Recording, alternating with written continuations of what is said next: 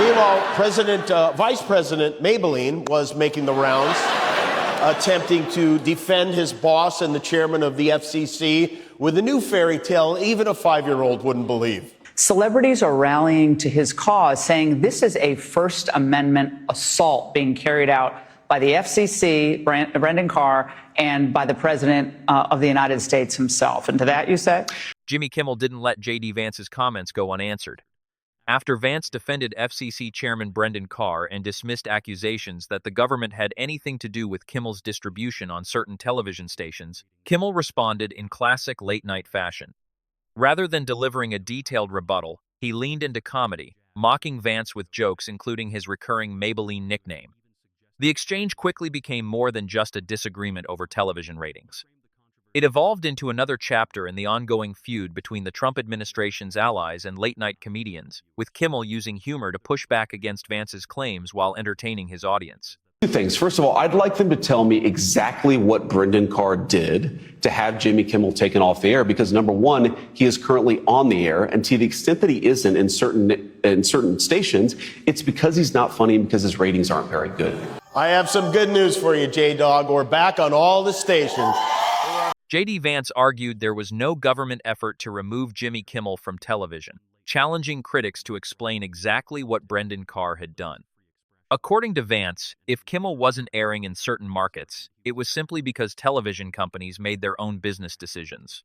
Kimmel responded almost immediately on his show, joking, "I have some good news for you. J-Dog, we're back on all the stations." The line drew applause from the audience as Kimmel dismissed the idea that he had been effectively taken off the air. The back and forth highlighted how the debate had shifted from politics to competing public narratives. Something else that's important here, Laura, which is that these broadcast companies, ABC, NBC, CBS, they enjoy the public airwaves because they serve the public interest. So I actually think that we should be having a conversation about whether these companies are serving the public interest. That's actually totally separate from the Jimmy Kimmel issue because nothing happened to him. He's currently on the air, and to the extent that he's not, it's because advertisers don't like him because his ratings aren't very good. My ratings aren't very good. Last time I checked, your ratings were somewhere between a hair in your salad and chlamydia. The debate didn't stop there. JD Vance argued that broadcasters use public airwaves and therefore have a responsibility to serve the public interest. He also repeated his claim that Jimmy Kimmel's ratings had declined, suggesting advertisers, not politicians, were the reason for any distribution issues. Kimmel answered with another punchline instead of a policy debate, insisting his ratings were doing just fine before joking that Vance's own approval ratings ranked somewhere between finding a hair in your salad and getting chlamydia. The audience erupted in laughter as the exchange turned into another memorable late-night roast rather than a serious discussion about broadcasting. Well, Kimmel was taken off the air because he had low ratings, because the late-night talk show host model is not doing particularly well, and let's be honest, because he had become so politically unhinged that I think he wasn't particularly funny.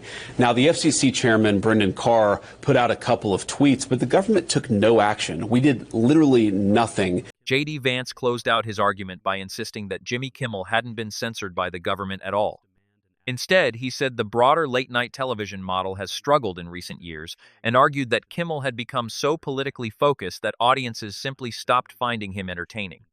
From Vance's perspective, any decline was the result of ratings and market decisions, not political pressure.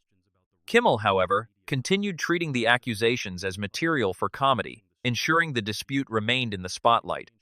The exchange once again showed how political arguments can quickly become fuel for late-night television and vice versa. The exchange between Jimmy Kimmel and JD Vance illustrates how the lines between politics, media, and entertainment have become increasingly blurred. What began as a disagreement over television distribution and ratings quickly evolved into a broader debate about free speech, political influence, and the role of late-night comedy in American culture. While Vance argued that market forces, not the government, determine which shows succeed or fail, Kimmel responded in the way his audience has come to expect, with satire and sharp punchlines rather than lengthy political arguments. The disagreement also highlights a larger divide over political comedy itself. Supporters of late-night hosts view satire as a long-standing form of commentary that holds powerful figures accountable.